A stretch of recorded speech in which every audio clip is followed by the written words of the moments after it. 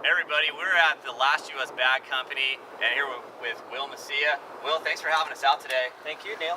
Will's been a long-time supporter of the Tower Climbing Grease Monkeys. I've actually bought his bags before I even met him. As a site turbine manager in Milford, we bought some of the tech bags, the 10-pound load limit, that just like that, not the Dyneema. Then later on, we met him at OWIA in San Diego. So Will has a ton of bags that he can show us today, but we're going to kind of slim it down for kind of some of the stuff. Will makes a ton of stuff. So, Will, how long have you been in this location here in Vancouver? We've been here in Vancouver for about 2 years. Prior to that, we were in Vancouver before, but we just keep growing. So we're up to about a 30,000 square foot facility now here. We've got our full cut and sew operation here, our testing lab, our warehousing, our R&D, embroidery, you name it. It's all within our one building.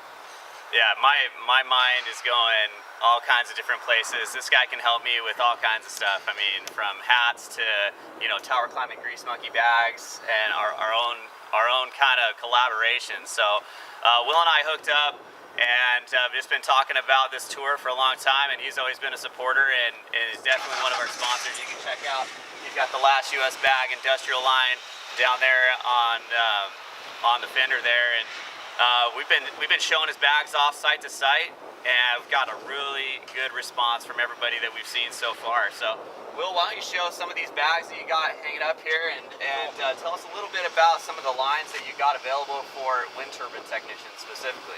Okay, well, we'll start probably with our 53 series, which is our personal climb bags. These are ubiquitous in the industry. A lot of technicians are carrying these. It's a 10-pound load limit. It's got a staggered ladder here, so you can have multiple positions where you're carrying it on your body. It's got an inside tether, two methods of closure with Velcro and a roll top. And on the inside, you can lanyard all your tools to the inside so nothing falls in a spill. It's got a safety strap here with a buckle, so if you need to do a quick release on it, you want to throw it onto your harness real fast, put it on there, you can do that. It's got a puncture-resistant bottom on it. This particular product is made from a fabric called Dyneema. It's super expensive, but it's basically the unobtainium of fabrics. It is the coolest fabric ever. It's about 10 times stronger in steel and strength to weight ratio.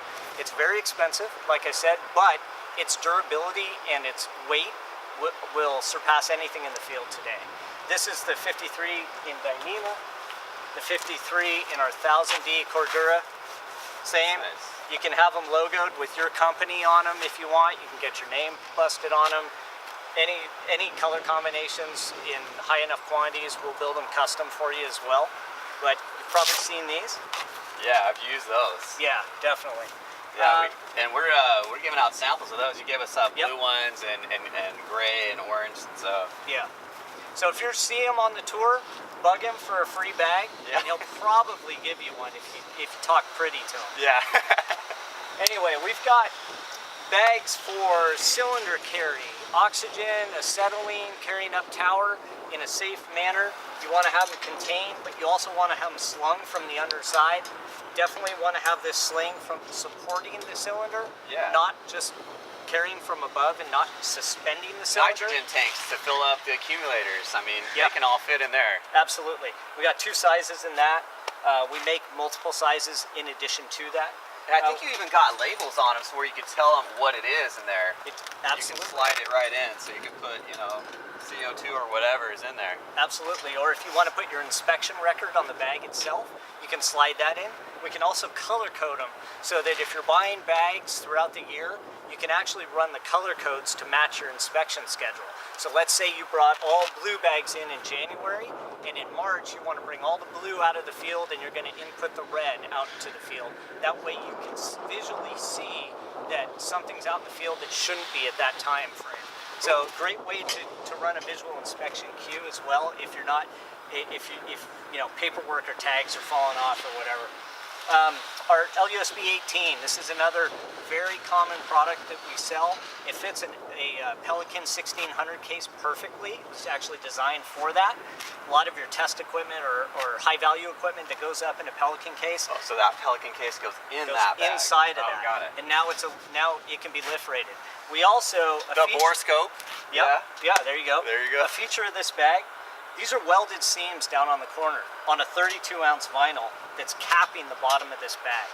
That's done so that you get zero penetration of moisture from the bottom if you were to take this bag and drop it in a mud puddle, right? So if you've got moisture, you've got chemicals, you've got grease, hydraulic fluid, whatever, laying on the ground, you shouldn't be submerging any kind of thread content into that. What's going to happen to the thread and to the fabric, it's going to deteriorate over time. So what we're trying to do is put these on almost all of our bags now so that you protect your asset. These bags are not inexpensive. We build them with a lot of care and quality. They're high value pieces. We want to keep them in the field as long as we possibly can. And now they're high vis too. When you're lifting them up, you can see from the lifting point here, you've got the bright orange because, I mean, 300 feet down, it just looks like a big black blob. You know, now you've actually got something that you can see. Absolutely. And these two orange straps here signify that both of them actually have to be on the sling when you're lifting. They have to be there. That's critical for any lift to keep the load balanced and keep it from shifting. These all have roll tops with closure on them as well, and they typically all come with a pocket on the inside so that you can put manuals, you can put paperwork, you can put a clipboard, whatever it is that you're carrying up with you, or even protect some of your valuables like, you know, cell phones and things like that, just to keep them out of the general mix of things. Our 88, which is a version of a bucket bag with a sling bottom on the bottom. That looks familiar. We saw one of those earlier today at the Vestas training facility. Yeah, a very common product for safety equipment. Again, great window pocket for identification, roll top on the top, full sling design so you keep a balanced load. It's also got a unique feature in here. Just got to dig around for a second. And inside, you've got this daisy chain tool tether.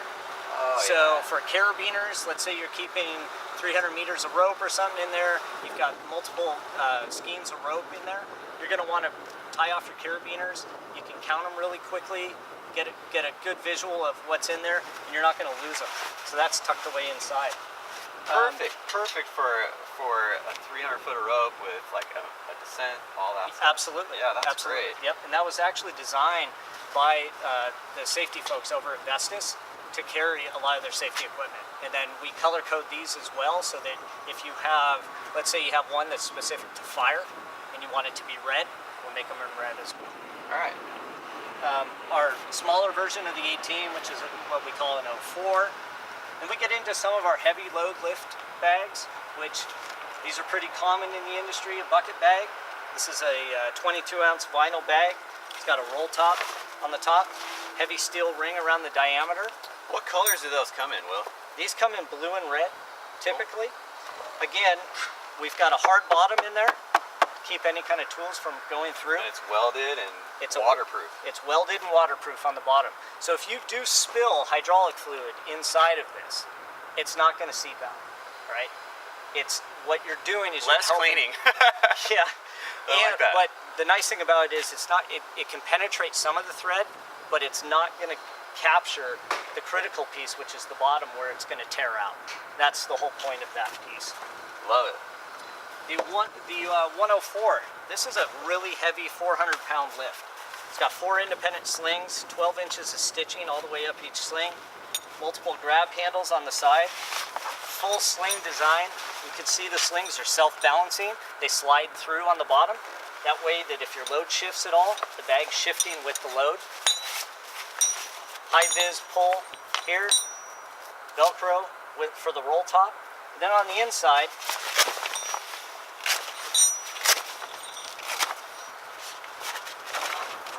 you've got a handy liner on the inside that's high-vis, that's welded. So this can be replaced. So let's say you do dump a bunch of hydraulic fluid from a torque wrench or something in this bag and it's damaging the inside. It's not going to do that.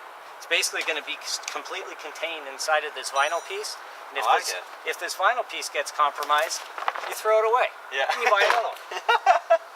That's awesome. It's great that it has handles in there too that you can just like rip it right out. Absolutely. And 400 pounds that thing can hold. This is an LUSB Co. This is one of our heavy haul bags. We have a big line of heavy haul bags, multiple sizes. This is a very standard one that we sell due to its size. It's 18 by 18 by 26 inches tall. It's going to hold up to 500 pounds. We suggest you keep within that load limit, guys. It's got 2 slings on it. This is also made in a version with 4 independent slings like you saw on our 104. So it could have 4 D-rings. Those are made custom to order. We do a lot of custom orders on bags like this. If you need a specific size or a specific weight rating, we can do that. It typically takes about 4 weeks to build a custom bag. It's got that polyester vinyl stuff you've been showing us that's wipeable inside too. Correct. So yeah, so the inside is completely deterrent to chemical and to hydraulic fluid. That's its purpose is so that if you do have a spill on the inside of the bag, you're not destroying the cotton. This cotton on the outside is really, really strong. Cotton's a fantastic textile. The problem with it is if you get it overly saturated over time, it's going to stretch. And certain things with cotton, you have to be careful of it degrading with chemicals and with water and with dirt and soil and things like that. We don't want that to happen because that's just going to reduce the life cycle of the product in the field. So I want to see this bag last as long as I can, so we line all of these bags with vinyl.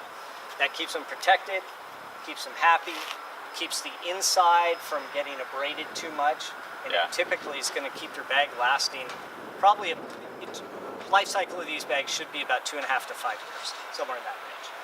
you know what? I know everybody has bags that have been, through the ringer, and if you've got bags that are junked up and nasty, throw them away, guys. Get some new bags. That's the last thing you want to do is jeopardize somebody's safety with a bag that's just kind of toast and you need to get rid of it. So give Will a call, and you know what? You can find him at thelastusbag.com. LastUSBag.com. We've got all our products on the site.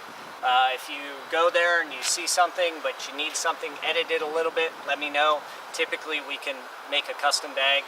You can call us at our 800 number, 800-688-8442. That'll reach any of our operators on the inside. They can direct you to the right product. And like you said, if you see us out on the tour, hit me up. We've got some bags. It so happens that this guy sponsored our whole tour and is making it happen. And so we're excited to be here. I'm glad I got to come meet you here at your hometown and be here in Vancouver, Washington. So thanks again, Neal. Will. Appreciate it, man. Thanks so much.